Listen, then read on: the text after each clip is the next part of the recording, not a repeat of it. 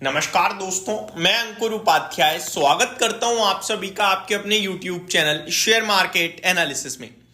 बाजार में एक हल्का सा फॉल देखने को मिला है।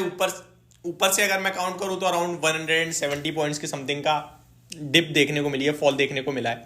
अगर मैं डे हाई से एग्जैक्टली काउंट करूं तो इस बीच में काफी सारे इन्वेस्टर्स ये भी कहने लगे कि अभी तो गिरावट होगी भाई, रुक जाओ। देखो, गिरावट और तेजी अपने हाथ में कहाँ है यार? अपने हाथ में जो हमारे पास है उसे क्या करना है। और जो हमारे पास है, मेरा तो व्यू है कि भैया मैं अगले 5 साल भारतीय बाजार में निवेशित रहूंगा और 5 साल बाद भी ये सोचूंगा कि अगले 5 साल और रहना है या नहीं रहना है। और दूसरी बात यह है कि मेरे को तो मार्केट्स में बैठे रहना है। तो फिर मैं अगर भारतीय बाजार अगर छोड़ता हूं तो मैं जाऊंगा कहां अपना पैसा लेके?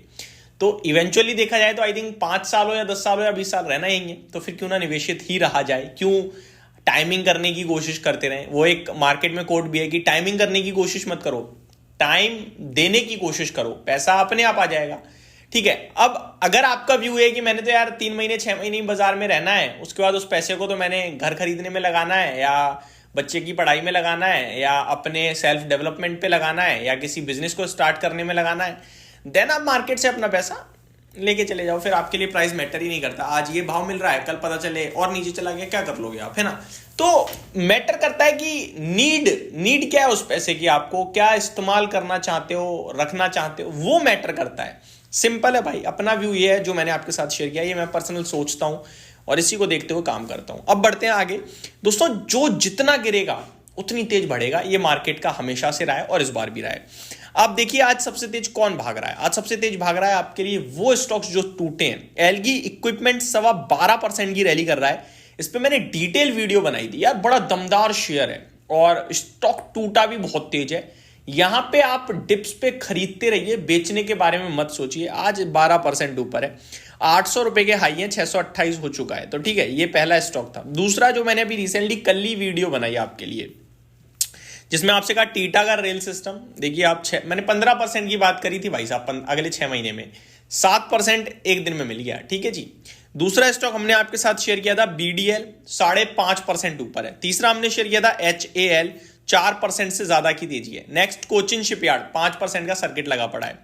ये 3 कैटेगरी में डिवाइड करे थे। एक वो जो बहुत ही ज्यादा टूटे हैं, जिसमें सारा शिपिंग आ रहा था, कोचिन आ रहा था, गार्डन रीच बिल्डर आ रहा था। दूसरे वो मैंने डिस्कस करे आपके साथ जिनके नंबर्स अच्छे आए हैं और करेक्शन हो गई है, जिसमें एचएएल बीईएल आया था।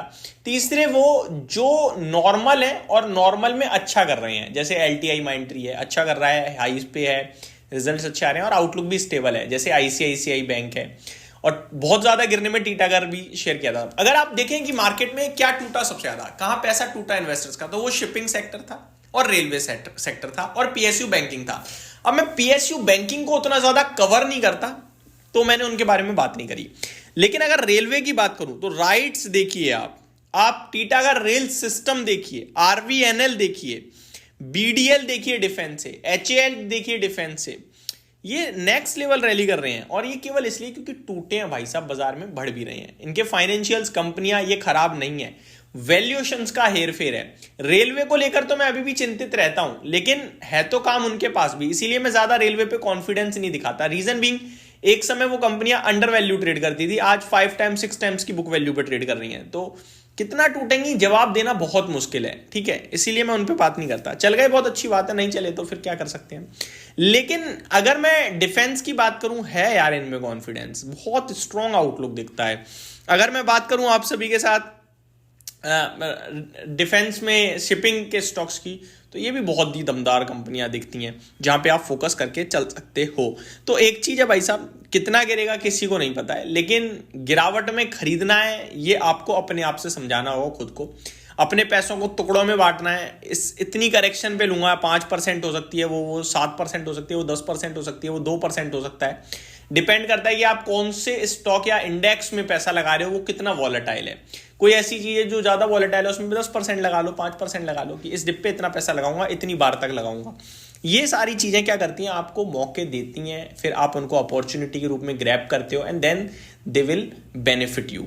तो ये आपका सिंपल सा मार्केट शुरू से रहा है दोस्तों। अब देखिए स्टॉक मैं आपके साथ बात करूं बड़े बड़े, तो टाटा मोटर्स की बात करते हैं। आज भी नहीं चला कोई टाटा मोटर्स खास, आई थिंक सुबह सुबह तो सही दिख भी रहा था, लेकिन एट द एंड कुछ खास नहीं दिख रहा अभी। 1.5-2% समथिंग ही ऊपर रह गया केवल।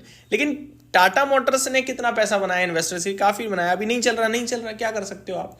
लेकिन जिसने गिरावट में ऐड करता चला जा रहा है वो इवेंचुअली बना ही लेगा पैसा। सिंपल है ना भाई। रिलायंस को देखिए आप, 2% आज भी ऊपर है, 2-2.5-3% के समथिंग फ्राइडे ऊपर था, गिरता जा रहा था। जिसने गिरावट में लेता रहा तो 5% तो उसका रिकवर हुआ और पैसा भी बना, अगर आपने नीचे से खरीदा तो अच्छी क्वालिटी की कंपनियों में अगर आप खरीदारी कंटिन्यू रखते हो, वो पैसा आपको बना के दे ही देंगी, इतना मैं कह सकता हूं आप सभी के साथ। आपको डिसिप्लिन लाना होगा, लेकिन कि मैं इस पर्टिकुलर स्टॉक में या पर्टिकुलर इंडेक्स में इतने % पे खरीदूंगा ही खरीदूंगा, इस पैसे को इस तरीके से यूटिलाइज करूंगा।